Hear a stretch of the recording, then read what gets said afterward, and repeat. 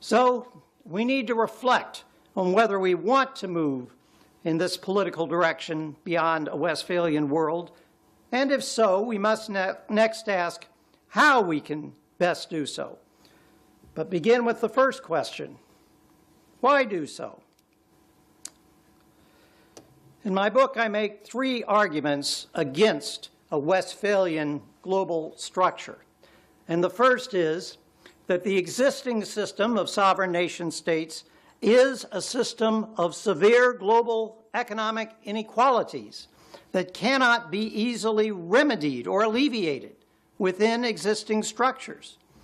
The legal scholar Ayelet Shachar, citing World Bank data, has noted that in the first decade of the 21st century, roughly 45% of the world's population lived on between $1 and $2 American dollars a day, including populations in Southeast Asia, Sub-Saharan Africa, and Latin America.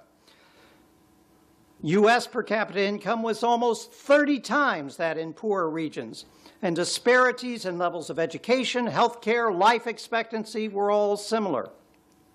In the last 2 decades, the rapid economic growth of both China and India have diminished global inequalities somewhat, but it is doubtful that the existing structure of sovereign nation states can greatly reduce the vast inequalities that persist. The work of Lant Pritchett, to which I referred, argues that the single most effective policy to combat global poverty, which would also aid economic growth even in wealthier countries, is heightened labor mobility from poorer countries to richer ones, with the immigrants working in labor-intensive jobs that come from relying less on polluting and energy-consuming machines and more on human employees in service and production industries. But such labor flows will become possible only if countries embrace cooperative arrangements to promote transnational immigration. Other kinds of economic aid and investment efforts to reduce poverty will also require multilateral and transnational actions to be effective. But would this heightened openness violate nations' democratic rights of self-determination as outsiders come in and shape a nation's politics? Perhaps so. But the truth is, the Westphalian system of sovereign nation states we have is a system rife with democratic deficiencies. That's the second criticism. Many people in many countries are profoundly affected by the policies of the wealthiest and most powerful states in which they have no voice.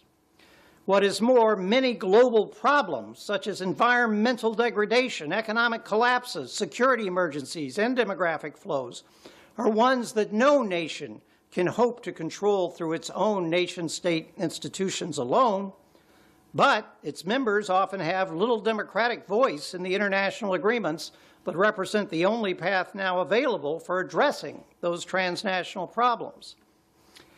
At the same time, largely due to the concerns of some nations to hold on to the allegiance and contributions of their citizens who have moved abroad, patterns of letting overseas nationals vote in domestic elections, even as they live in other countries, are on the rise.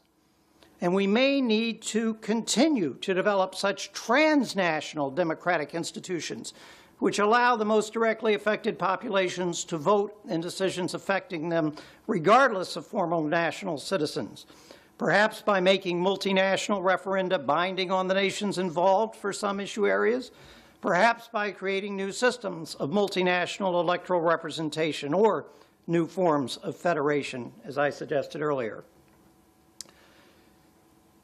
And the third point I want to raise against the Westphalian system is, as I noted earlier, in a world with many kinds of heightening globalization, more and more people are constituted with a sense of multiple identities and allegiances, and the Westphalian nation-state system is often a barrier to ways of life that people feel to be fundamental to their human self-development and self-realization.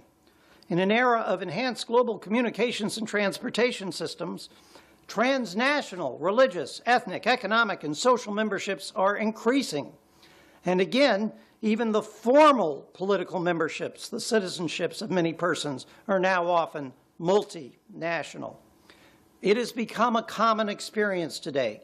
People feel themselves to have numerous desirable choices about how and where they can pursue fulfilling lives within any of multiple memberships. They feel, more than in the past, that they have real viable choices about which social groups, economic activities, and political communities, or combinations of groups, activities, and communities they want to embrace. And for many, some of their most attractive choices would involve memberships in multiple communities outside as well as inside their nation state, while others would make choices that would emphasize subgroups within their nation state over the nation state itself. If we accept all three of these arguments, including this claim that it is a modern reality that many persons face choices of how they might lead fulfilling lives that lead them away from giving primary allegiance to a single nation state, then we must confront this question.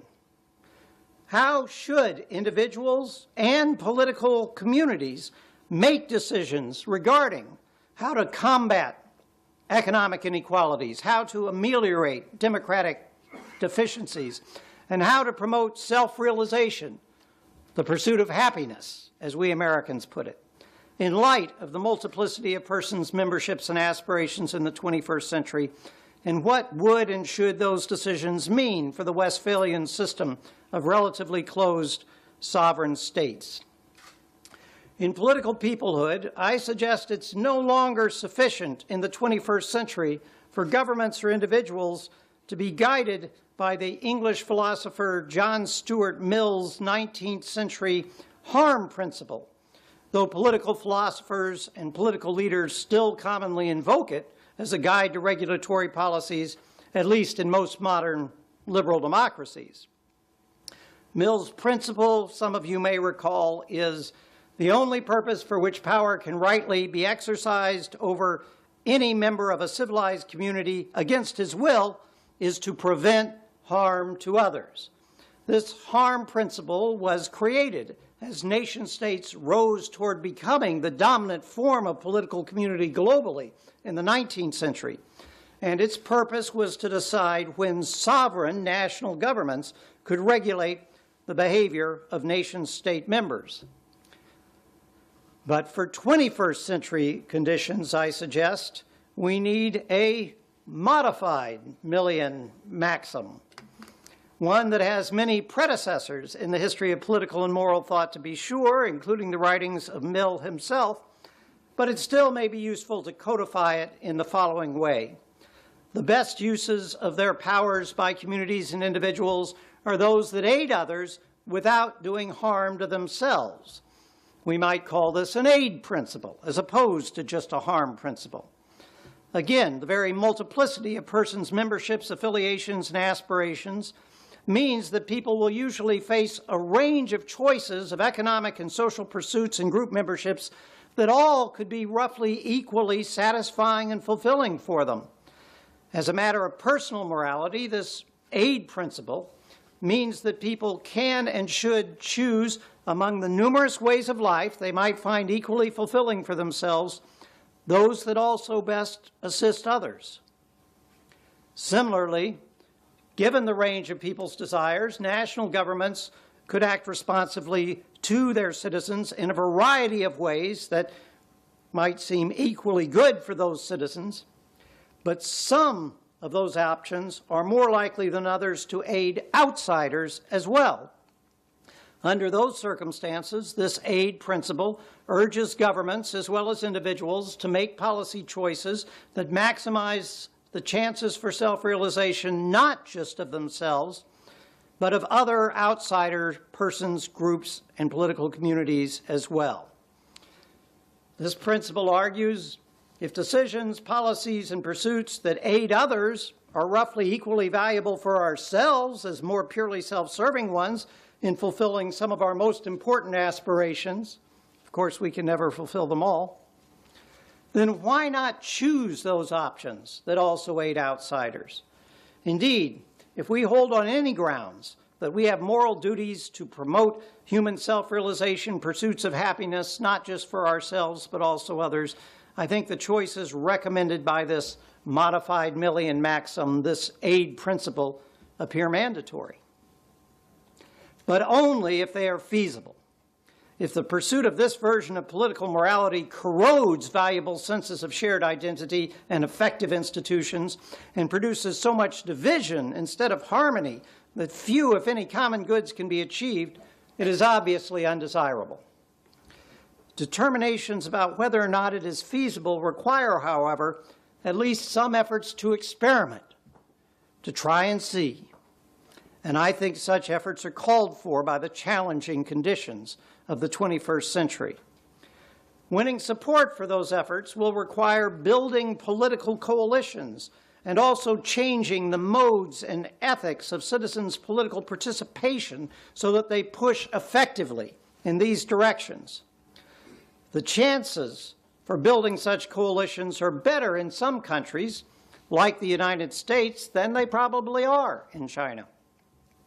In countries that are already highly multinational, citizens who are co-ethnics with populations abroad can join in coalition with fellow citizens in their current home country who are internationally minded for other reasons, idealistic or materialistic. And these coalitions can press their home governments to adopt policies beneficial to the parts of the world to which the co-ethnics are connected.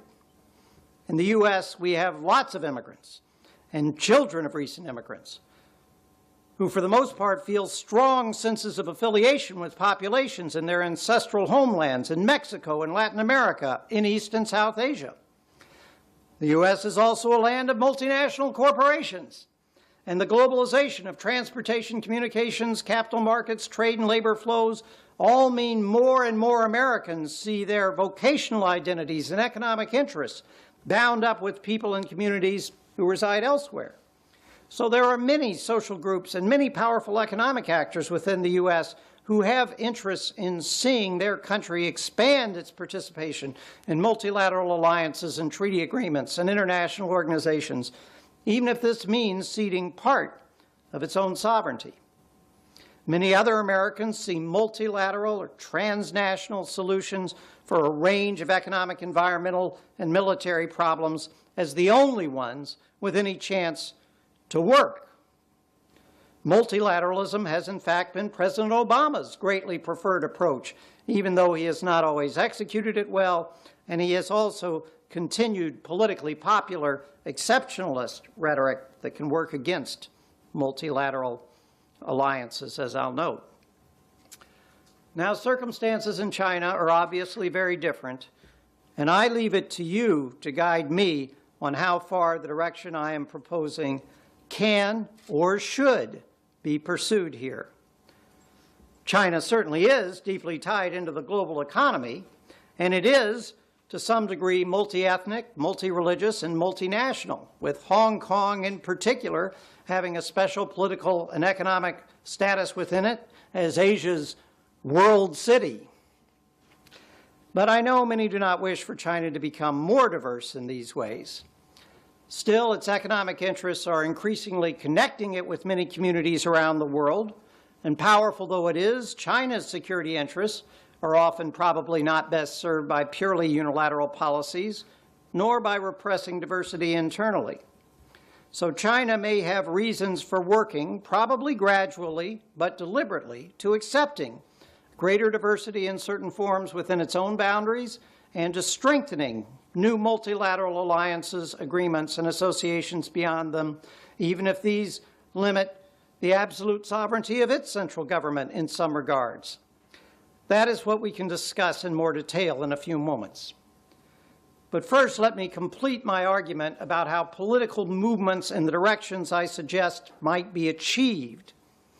People's awareness that they have many interconnections with others is no guarantee that they will truly be receptive to claims for the interests of outsiders with whom they are interdependent.